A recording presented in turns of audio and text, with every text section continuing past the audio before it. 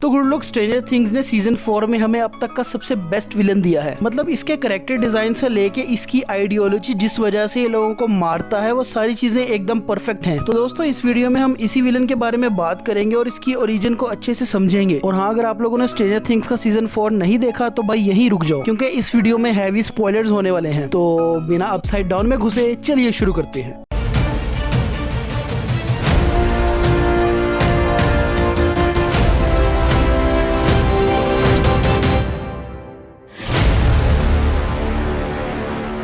तो स्टोरी की शुरुआत होती है अर्ली 50s में, जब विक्टर क्रील वर्ल्ड वॉर 2 से अपने घर वापस आए थे। उनके अंकल की डेथ के बाद उनके पास बहुत बड़ी रकम आई थी, जिससे उन्होंने एक न्यू घर क्रील मैंशन खरीदा। यहाँ वो अपनी वाइफ वर्जिना क्रील और अपने 2 बच्चों एलिस और हेनरी के साथ रहते थे। अब दोस्तों, जो हेनरी था वो पुरानी जगहों पे लोगों से सही से घुल मिल नहीं पाता था, क्योंकि वो इंट्रोवर्ट टाइप का बच्चा था, इसलिए वो बाकी लोगों से कनेक्ट नहीं कर पाता था। तो ये भी मेन रीजन था उनके हॉकिंग्स शिफ्ट होने का, जिससे हेनरी क्रील बाकी बच्चों से भी घुल मिल पाए, थोड़ा कंफर्टेबल फील करे। और थोड़ा क्लाइमेट चेंज होने की वजह से शायद वो भी अपने में सुधार ले आए। लेकिन यार, उसका इस पर बिल्कुल उल्टा असर होता है, क्योंकि यार इंसानों को लेकर उसकी एक बहुत ही अलग आइडियोलॉजी थी। क्योंकि वो ह्यूमंस को कीड़े मकोड़ों की तरह समझता है, जो कि बस इस दुनिया में आते हैं, अपना वक्त गुजारते हैं, पॉपुलेशन इंक्रीज करके एक पूरे सिस्टम को खराब करके मर जाते हैं। मतलब इंसान बस इस दुनिया में अपना टाइम गुजार रहे हैं और साथ ही साथ अर्थ का सिस्टम बर्बाद कर रहे हैं। और यही चीज उसको बाकियों से अलग होने के लिए मजबूर करती है। दोस्तों, मार्वल फैन समझ रहे होंगे कि इसकी आइडियोलॉजी भी अल्ट्रॉन की आइडियोलॉजी से भी बिल्कुल मैच करती है, क्योंकि वो भी यही मानता था कि जब तक इंसान होंगे तब तक पीस नहीं होगा। इसलिए वो सब ह्यूमंस को मारना चाहता था। एज ऑफ अल्ट्रॉन में तो वो नाकाम हो गया था, लेकिन व्हाट इफ के एक एपिसोड में वो सबको मारने में काफी हद तक कामयाब हो गया था। दोस्तों, इसके बाद हेनरी अपनी पावर्स पे काम करने लग जाता है। अब इसकी पावर्स के बारे में बात करें तो इसके पास भी 11 जैसी सेम पावर्स होती हैं, बट इसके पास ये शुरू से ही होती हैं। जैसे 11 और बाकी बच्चों को एक्सपेरिमेंट करके हेनरी जैसा बनाया गया था, बट ये पावर्स हेनरी के पास नेचुरली ही होती हैं। तो ये अपनी पावर्स पे मजीद काम करता है और इसी बीच इसको ब्लैक विडो स्पाइडर्स में इंटरेस्ट डेवलप हो जाता है। वो खुद को उनके जैसा समझने लग जाता है। वो ब्लैक विडो स्पाइडर्स को सबसे चालाक शिकारी मानता था, जो कि एक कमजोर शिकार को मजीद कमजोर करके मारते हैं। और आगे चल के वेकना का किलिंग का जो तरीका होता है वो भी ब्लैक विडो स्पाइडर्स जैसा ही होता है, क्योंकि जो मेंटली कमजोर लोग होते हैं वो उनको मजीद मेंटली टॉर्चर करके उनको मार देता है। अपनी पावर्स पे काम करते हैं उसे ये भी पता चलता है कि वो लोगों के माइंड में भी झांक सकता है। और जब वो अपने माँ बाप के माइंड में झांकता है तो उसे पता चलता है कि उन्होंने पहले कैसे कैसे बुरे काम किए हैं, और इन्हीं सब मेमोरीज को गिल्ट के तौर पर यूज कर रहा था। और जब उसकी माँ को ये रियलाइज होने लगता है कि इन सब चीजों के पीछे कहीं ना कहीं उसके बेटे हेनरी का ही हाथ है, तो वो डॉक्टर ब्रेनर से कांटेक्ट करती है, वही डॉक्टर जिन्होंने 11 और बाकी बच्चों को वैसा बनाया है। और जब हेनरी को पता चलता है कि ये लोग उसे डॉक्टर ब्रेनर के पास बेच के ही रहेंगे, तो वो अपनी माँ और बहन को बहुत ही बेरहमी से मार देता है, जिसकी वजह से पुलिस इस सबके पीछे उसके फादर को गिल्टी समझते हैं और उनको जेल में बंद कर देते हैं। और इसी दौरान उसको अपनी पावर्स की लिमिट्स नहीं पता होती, जिसको वो कुछ ज्यादा ही यूज कर लेता है, जिसके चलते वो कोमा में चला जाता है। और जो वो नहीं चाहता था वही होता है। डॉक्टर ब्रेनर उसे लेकर चले जाते हैं और दुनिया को कहते हैं कि मर चुका है। फिर उसके बाद वो उस पर रिसर्च वगैरह करते हैं, और जब उनको रियलाइज होता है कि वो भी इसको कंट्रोल नहीं कर सकते, तो वो उसके जैसे ही और क्लोन्स बनाने लग जाते हैं, जिनमें से एक हमारी 11 भी होती है। और उसकी गर्दन में एक चिप सेट कर देते हैं ताकि वो अपनी पावर्स को यूज ना कर सके और कहीं भाग भी ना पाए, क्योंकि उसमें ट्रैकिंग सेंसर लगा होता है। इसके बाद हमने देखा कि वो कैसे 11 को अपनी बातों में ले आता है और वो चिप निकलवा लेता है। फिर वहाँ जितने भी बच्चे होते हैं वो उन सबको मार देता है, सिवाय हमारी 11 के। और वो 11 को बोलता भी है कि तुम मेरे साथ मिल जाओ, लेकिन 11 उसकी बात नहीं मानती। फिर इनके बीच में फाइट होती है और वो उसको अपसाइड डाउन में भेज देती है। तो अब अपसाइड डाउन में जाते ही उसकी क्लाइमेट की वजह से उसका पूरा जिस्म जल जाता है, और फिर हम उसको वेकना की फॉर्म में कन्वर्ट होते हुए देखते हैं। तो दोस्तों, ये थी वेकना की ओरिजिन। तो दोस्तों, अब बात करते हैं वेकना की पावर्स के बारे में। तो इसमें वो सारी पावर्स हैं जो 11 में थी, प्लस 11 के कंपैरिजन में वो इन सब पावर्स को बहुत अच्छे से यूज कर सकता है, और ये लोगों के माइंड में भी देख सकता है, और उनके जो पुराने ट्रॉमेटिक इंसिडेंट्स हैं उनको उसके सामने यूज करके उन्हें अपसाइड डाउन में ले आता है। और वेकना की पावर्स और ज्यादा बढ़ जाती हैं जब कोई इंसान मेंटली अनस्टेबल होता है। प्लस ये जिन लोगों को भी मारता है, ये उस जगह पे एक गेट खोल देता है जो अपसाइड डाउन को रियल वर्ल्ड से कनेक्ट करता है। और स्ट्रेंजर थिंग्स के पिछले सीजन में हम लोगों ने देखा कि एक दफा ये गेट 11 ने खोला था और एक बार रशियंस ने खोला था। अपसाइड डाउन में होते हुए ये खुद से गेट नहीं खोल पा रहा था और इसी तरह ये 4 मेंटली अनस्टेबल लोगों को मारना चाहता है ताकि 4 गेट्स खोल सके। और जब चौथा गेट खुलेगा ना दोस्तों, तब होगा असल बवाल, क्योंकि तब अपसाइड डाउन और हमारा रियल वर्ल्ड मर्ज हो जाएंगे, जो ये सीजन 4 की एंडिंग में करने में कामयाब भी हो जाता है। तो दोस्तों अब बात करते हैं इसकी वीकनेसेस के बारे में। जब मैक्स उसके घर के पास गई थी, मतलब हेनरी क्रिल का वही घर जो अपसाइड डाउन में था, जब वो वहाँ जाती है तो वेक्ना को बिल्कुल भी अच्छा नहीं लगता और वो नहीं चाहता कि कोई भी वहाँ पर आए, क्योंकि दोस्तों उसकी असल बॉडी वहीं पर है जिसको सीजन 4 की एंडिंग में इन्होंने जला दिया था। दोस्तों अब वेक्ना मरता तो नहीं है, लेकिन वो थोड़ा बहुत जख्मी जरूर हुआ है, जो कि मोस्ट प्रोबेबली स्ट्रेंजर थिंग्स के सीजन 5 में वापस आएगा। तो दोस्तों आपको वीडियो कैसी लगी मुझे कमेंट्स में जरूर बताना। अगर वीडियो अच्छी लगी तो इसको लाइक करना और इसी तरह का मजीद कंटेंट देखने के लिए चैनल को भी सब्सक्राइब कर देना। तो दोस्तों मिलते हैं नेक्स्ट वीडियो में। Tata bye bye.